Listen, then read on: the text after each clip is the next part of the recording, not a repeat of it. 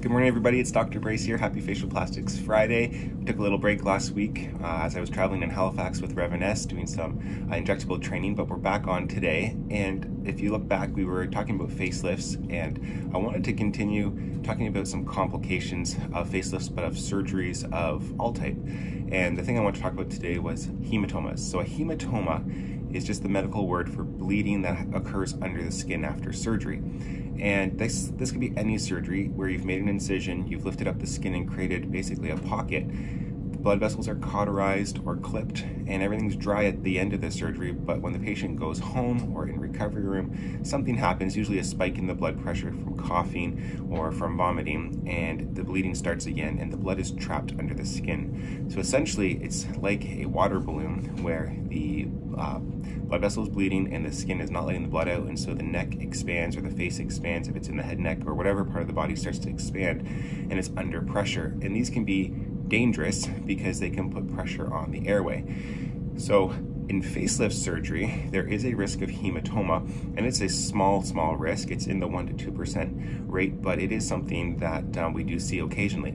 Most of the time, hematomas are small. They're about dime sized, they're easy to deal with. They usually occur right behind the ear here. And a needle can be inserted with local anesthetic and it can be aspirated. And that's all you have to do. But sometimes hematomas can be catastrophic and life-threatening and require emergency surgery to open everything back up and to evacuate the blood and to find out what is bleeding and to cauterize it. And so this past 10 days, we've done 6 facelifts here at Facial Plastics, and I have seen 2 small hematomas, which it's been a long time since I've seen a hematoma. It can happen basically at any point in the first week when things are healing, but usually they happen overnight. So the biggest window, or the most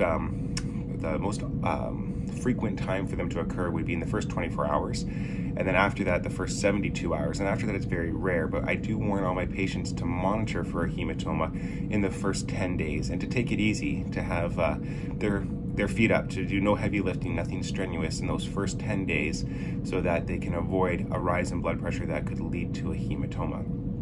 And so what do we do for hematomas? Well, we aspirate them when we can, but sometimes, these are funny things, sometimes they will coagulate and become basically a scab under the surface of the skin, and you can't aspirate them. But the thing about hematomas is they will then liquefy again, usually a few days later, and you will be able to aspirate them. And so follow-up after facelift surgery is important. It's not just about making sure your incision is okay, it's about making sure that there are no hematomas forming. And so the follow-up routine in my practice is we see everybody day 1, the day after surgery, to take off their pressure dressing to make sure there's no bleeding, to remove drains if we put them in. And then we see everybody again on day 7, so 6 days after. And then we see everybody at 1 month, 3 months, 6 months, and a year, and any time in between. And we tell all of our patients, verbally and written in their instructions, to monitor for hematomas and to come on in, to call us and come on in if it occurs. And so